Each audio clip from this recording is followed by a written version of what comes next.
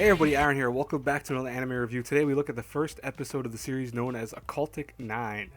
Now, Occultic 9, if you haven't been able to tell from the semicolon between Occultic and 9, is a series from the creators of Steins Gate, Robotics Notes, and Chaos Head, where I think it labels itself as a supernatural science adventure, I believe it was something like that, where unlike the other shows, because the other ones are kind of sci-fi elements, this one looks more like it's going to be kind of paranormal and supernatural elements. So I'm very curious how they're going to do that, because I mean, I'm so used to the kind of stylings of Steins Gate and the other two I mentioned than this, which is pretty interesting. Now, from the first episode of Occultic 9, I'm going to say this right now. I am both very curious about this and at the same time very terrified of this. This is one of those first episodes that really leaves you going, what the hell did I just watch? It's one of those shows that you will not understand anything if you don't follow along. If you look away from the screen a few times, I looked away a few times to look at my phone real fast or something because I was getting text messages during it. I had to replay scenes because they were just talking a mile a minute. People do not slow down in this, and it's one of those shows that you have to really, really be on all gears watching it, because if you're one of those people that watches a show and maybe kind of dozes off or doesn't fully pay attention to a show, this is not the show for you, I'll tell you that right now. This is one of those thinking man shows where you have to really pay attention if you want to get the gist of everything going on. Now, I'm not going to use a lot of images because there's so many images I could have used, and I really did not feel like compiling all of them together because it just wouldn't explain, I think, as good as I'm going to probably explain it to you and as quick as I'm going to explain it to you. So we are introduced to our character on the far left, Yuta Gamin, who is a guy who runs a website. I forgot the exact name for the website, and I apologize for that. I forget. It started with like a K, I think, or something like that. Kira blog or something like that. But this website is essentially a blog where he takes other blogs and other posts and other tweets and all this stuff, and he puts it on his website, minimizes it to the point where it's kind of, as he calls, stylish and easy to digest.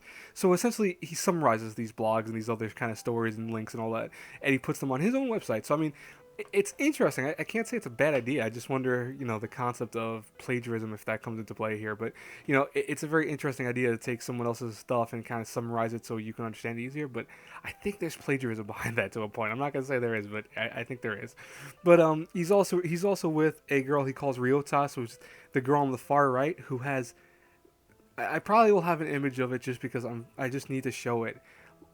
No girl has boobs the size of that. No. What the hell? I think they're all high school students, and that does not make sense at all. I'm just gonna say that right now. That does not make sense. Okay. Anyways, moving back to the first image that I showed before.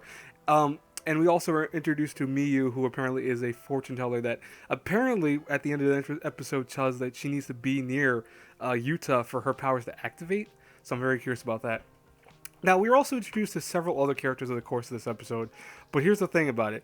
A lot of them have name appears where it flashes on the screen. We meet some girl who's a psychic who apparently can also cause damages to other people, so she can curse people. We meet it looks like a young detective. We also meet someone that apparently his father is a big shot in the scientific community. And we also get introduced to like some spiritual creatures. It looks like, I'm not gonna say all of them. I'll probably not even show them. But the one cult girl that causes the curses and all that on people. She has like a weird thing that she calls Mr. Devil, which is a weird semi-translucent creature that follows her around and stuff like that. So I'm very curious what that's gonna be about. Now, animation wise, let's talk about the animation. I like the animation for this. I think it's actually pretty colorful. It's vibrant. It has some very interesting perks to it. It's weak in some areas, I think more so, and the characters sometimes look a little weak, but overall I think it's very vibrant and nice and colorful, so I like that. I love the OST. I think the music that was in this was really, really good and really mood fitting. I love the opening. It's by one of my favorite voice actresses, and singers that does the opening for Steins Gate also. I always forget her name though, so even though she's one of my favorites, I always forget her name because I think it's Ito something. But I love her as a singer, and the ending song's pretty good also. Voice acting wise, it's really pretty good too. Also, I give credit to the main guy Yuta. He talks a mile a minute. Like, I mean, he must have been recording this. He must have had to redo takes and be like, I have to talk slower, a little bit slower, or speed up, or it's like, damn, I give you credit. I would never be able to talk like that. Even in my wildest dreams, I cannot talk that fast. But the issues I have with the Occultic 9 episode 1 are a dime a dozen. there are things with it that, like, for example, the story looks interesting, but it could also be a very cliche story. It also could be very confusing and overly confusing. That could be an issue with it too. There are a dozen other smaller issues with kind of how they introduce the characters. I think they were introduced well in the sense of what they're all about, but I don't think they were introduced name wise very well. I think that kind of flashing image on screen where you could barely see their name, like you gotta speed read it. Like for example, I think the psychic girl her name shows up, and if you blink, it's gone. It's literally that fast, and that's an issue I have with it. Like, why do it that way? Maybe you should have had it like normal, or have it where it's up there for a few seconds at least. So if you do blink, it's not a big deal. You can say, oh, well, there's the name. Okay, I see it. Not, oh, just screen flash. There's a name by that. Like, what the hell?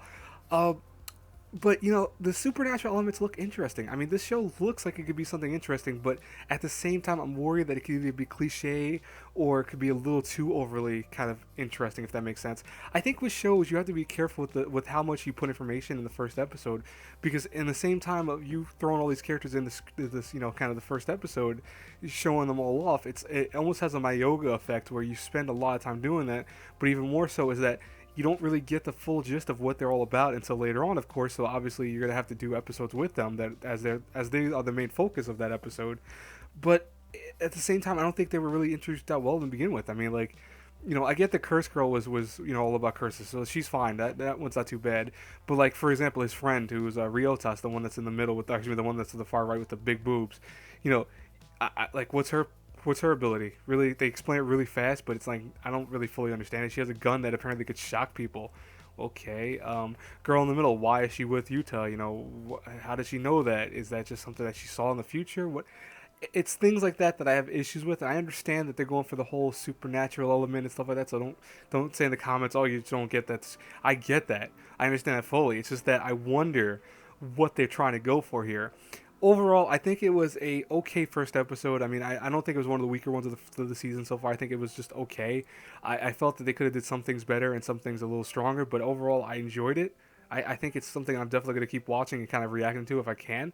But overall, it's one of those shows that I would love to hear your comments below. Tell me what you think about this episode. And as always, guys, I will talk to you later. I'm not going to say my usual, whole 9 part because I don't always say that to you guys. But anyways, bye-bye, everyone. Have a great day.